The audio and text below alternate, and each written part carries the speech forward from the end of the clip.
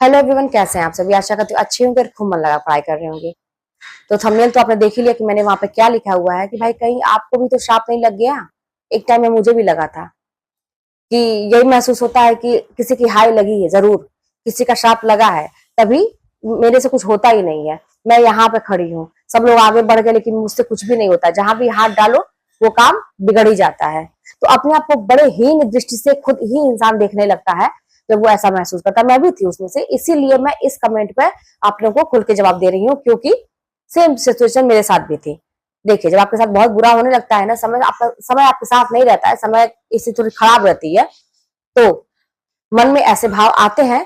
और रही श्राप की बात ना, तो यही होता है ना कि हम फिर सोचने लगते हैं कि नहीं नहीं, मुझे किसी की हाय लगी थी। और आप ये सोचते हैं कि हाँ यार, मैंने उसका दिल दुखाया था, एक बार उसका दिल दुखाया था, हाँ उसी की हाय लगी है कि मैं पढ़ाई भी नहीं कर पा रहा हूँ, मैं कोई भी काम नहीं कर पा रहा हूँ, मैं सफल नहीं हो पा रहा हूँ। ये एक नॉर्मल सी चीज है, मेरे साथ थी। लेकिन एक चीज मैं बताऊं, हकीकत क्या है, इसके पीछे क्या है, ये तो एक हमें एक वहम है। ये समझिए कि शीशे पे जब धूल जम जाती है ना, वो चीज है हमारे सामने। ऐसा कुछ भी नहीं है कि किसी का आपको श्राप लगा है या हाय लगी है, कुछ भी ऐसा नहीं है। ये जो श्राप आप नाम दे रहे हैं ना कि आपको किताब लेते नींद आने लगती है, आप होश में ही नहीं रहते हैं, है ना, तो मैं बताऊं कि ये जो श्राप है वो आपने अपने आप को खुद ही दे रखा है। जानते हैं कैसे ये मैं क्यों कह रही हूँ? क्योंकि जब मैं होश में आई ना, तो फिर ये जो बेहोश होने वाली आदत थी नींद में, ये खत्म हो गई। तभी तो 24 घंटे में बस 4 घंटे की नींद लेना, इसके आगे मुझे नींद ही नहीं आती थी, बेहोश होती ही नहीं थी मैं। तो वही बात है। और आप होश में कब आएंगे ये बताइए? जब सब कुछ निकल जाएगा तब। अभी भी समय है, अपने आप को बना लीजिए। नींद आती है किताब लेते ही, ये एक नॉर्मल सी प्रक्रिया है, क्योंकि जब हमारा माइंड किसी चीज पर कंसंट्रेट करता है तो हमें, जाहिर सी बात है कि वो फिर रिलैक्स खोजने लगता है, आपको नींद आ जाएगी। आप ज्यादा खाना खा लेते हैं तब भी आप देखते हैं कि आपको नींद आने लगती है। अब ये थोड़ी ना कि खाना खा के मुझे ही नींद आती है, नहीं, ऐसे ही प्रक्रिया है भाई कि खाना खाने के बाद सारी चीजें वो खाना पचाने में लगती है, तो माइंड को रिलैक्स चाहिए। ये सारी चीजें आपने पढ़ी हुई है। तो उसी तरह से हमारा शरीर भी है। पढ़ने की वीडियो देखने के बाद ही आपको नींद आती है। कोई चीज करने के बाद आप जैसे ही कुछ याद करने की कोशिश करते हैं, आप बेहोश हो जाते हैं, आपको होश ही नहीं रहता है। तो ये जो बेहोश क्यों हो रहे हैं? क्योंकि अभी आपको जिंदगी का जो कहते हैं ना, जिंदगी की सच्चाई नहीं पता है, ये जिंदगी होती क्या है। इसलिए आपके साथ ये दशा है। जिस दिन आप जान जाएंगे कि जिंदगी इतनी आसान नहीं होती जितना आप सोच रहे हैं। अभी अगर पता नहीं आप मैरिड हैं कि अनमैरिड हैं, लेकिन अगर अनमैरिड हैं तो आपको अभी बहुत हसीन सा सब कुछ दिखता होगा कि भाई जिंदगी बड़ी अच्छी चलेगी आगे। ऐसा कुछ नहीं होता। जब सिर पे जिम्मेदारियां आती है ना, तो फिर सब दिन में भी तारे नजर आने लगते हैं। फिर यही सोचते हैं कैसे खर्चे चलेंगे, कैसे क्या करेंगे। तब वही समझ में आता है कि यार उसी टाइम में थोड़ा समय दे दिए होते, इस चीज पर फोकस कर दिए होते, तो आज ये दिन नहीं देखने पड़ते। और अगर आप मैरिड हैं तो आपको ये चीजें आपके सामने हो रही हैं, आप परेशान हैं अपने लाइफ से, तो लेकिन फिर भी उसका दोषारोपण कहीं ना कहीं आप दूसरों पे कर रहे हैं। कभी अपने परिवार वालों पे, तो कभी समय पे, कभी अपनी किस्मत पे, या कभी कि किसी ने मुझे श्राप दे दिया, या किसी ने मुझे, किसी की हाय लग गई मुझे। ये सारी चीजें अपने मन को सांत्वना देने का एक छोटा सा तरीका है, जान लीजिए। और इसी बहाने, जैसे आपने आपने कहा ना कि मुझे श्राप लगा है, मुझे हाय लगी है, कहा आपने। अब आपने अपने आप को समझा लिया कि भाई मैं तो इसीलिए, क्या कर सकते हैं, श्राप लग गया तब क्या क्या ही कर सकते हैं। तो एक चीज मैं आपको बता दूं, आपको बहुत सारी कहानी आप देखे होंगे टीवी पे, धार्मिक जो सीरियल आते हैं, बहुत सारी चीजें होती होंगी, आप देखे होंगे कि वहां पे जब किसी को श्राप लगता है तो वो इंसान तपस्या करके उस श्राप को भंग भी, उसी प्रभु से वरदान लेके उसको भंग भी करवाता है जिसने श्राप दिया था। कोई ना कोई उसका तोड़ भी होता है, उपाय भी होता है, फिर वो व्यक्ति अपने पूर्व अवस्था में आता है। आपने सुना है ना, बहुत सारे लोगों को श्राप मिला था पहले जमाने में, लेकिन उन्होंने क्या किया, अपनी तपस्या से ऐसे कर्म करके उन्होंने इसका सोल्यूशन खोजा कि अब क्या किया जाए, तो फिर वो नॉर्मल अपनी लाइफ में आए। तो जब आपको भी ऐसा पता है सब कुछ, कि ऐसा लग रहा है कि मतलब है ऐसा कुछ मेरे साथ है ऐसा, तो उसका सोल्यूशन भी तो है। उसका सोल्यूशन यही है ना कि आप मेहनत करके थोड़ी सी अपनी नींदों को कम करने का अभ्यास करिए। और आप देखेंगे ना कि आप अपनी पूर्व अवस्था पूर्व, हालांकि अभी तक तो मुझे नहीं लगता कि आप कभी ऐसा रातों को जागे होंगे या अपनी नींदों को हराम किए होंगे, क्योंकि वो तो, अगर जिसके अंदर वो ट्रिक जान जाता है तो वो फिर सोने के लिए बात ही नहीं करता है।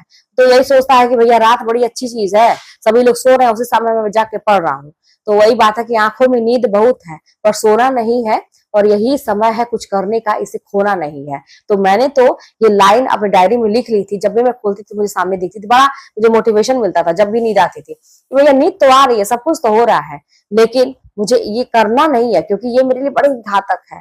जैसे विष होता है ना, तो आप अगर कोई कहे आपको कि पियो, तुम पियो, तो आपको तो मालूम है ना कि इसको पीने से मैं मर जाऊंगा, मुझे नुकसान करेगा, तो आप पिएंगे? कतई नहीं पिएंगे। तो फिर ये नींद, ये समय बर्बाद करना, ये जो बेहोशी की हालत, आपको चिंता नहीं है अपने भविष्य की, पढ़ाई नहीं कर रहे हैं, तैयारी नहीं कर रहे हैं, ये सब क्या है? ये जहर है। और आप पी रहे हैं जानबूझ के, बस थोड़े से अपने आनंद के लिए, थोड़े से अपने आनंद के लिए कि भाई मुझे आराम चाहिए, आज के डेट में मुझे क्या चिंता करना है, आज आराम कर लिया, कल का देखा जाएगा। बहुत बड़ी बड़ी ज्ञान की बातें भी उस टाइम में दिमाग में आती है, अरे कल किसने देखा है, आज जो है प्रेजेंट का देखो, कल किसने देखा है? कल उसी ने देखा है ना जो आज अपने भविष्य, आज अपने वर्तमान को देख रहा है, भविष्य भी वही देखता है। आज वर्तमान में जो काम करेंगे उसी से आपके भविष्य का निर्माण होगा, ये बात गांठ बांध लीजिए। आज अगर आप आराम कर रहे हैं तो कल के डेट में आप समस्या में खड़े रहने के लिए जिंदगी में तैयार रहिएगा।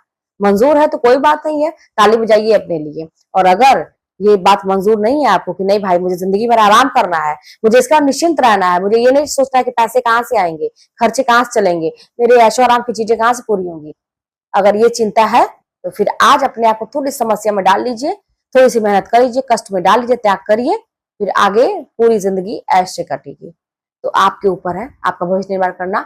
और होश में आ जाइए, ये बेहोशी की हालत ठीक नहीं है, क्योंकि अब आपके पास उतना समय नहीं बचा है कि आपको ये सारी चीजें करनी पड़े, और दूसरों को पड़ी नहीं है कि आपको कोई होश में लाएगा। जिंदगी आपकी है, बिगड़ेगी आपकी, बनेगी आपकी। लोग कहेंगे, अच्छा करेंगे तब भी कहेंगे, बुरा कहेंगे तब भी कहेंगे, लोगों का काम है कहना। आपने सुना होगा ना, लोगों का काम है कहना। आप उस चीज को कितना लेते हैं, उस चीज को किस रूप में लेते हैं, ये डिपेंड करता है।